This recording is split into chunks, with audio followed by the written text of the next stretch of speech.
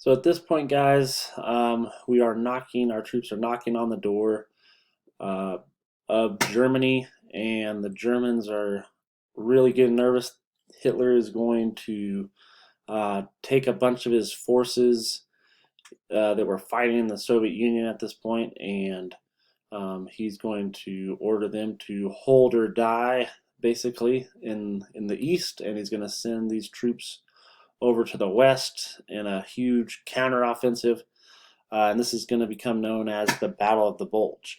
And it's known as the Battle of the Bulge, guys, because when the Germans carry out their counteroffensive, so you have basically, our lines. Maybe this is, our side.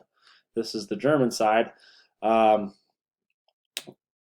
so you have the kind of lines where we're of defense.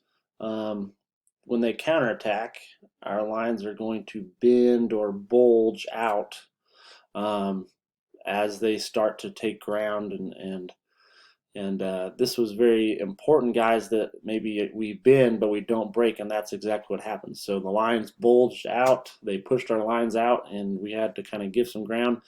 But and some of these lines are pretty thin um, as far as number of troops defending them. But at the end of the day, American troops are able to bend but not break, and so they don't break through the lines, and we don't have a major setback. And so when spring returns, we are able to quickly make up that ground and go in, guys. May 7th, 1945, force the Germans to surrender.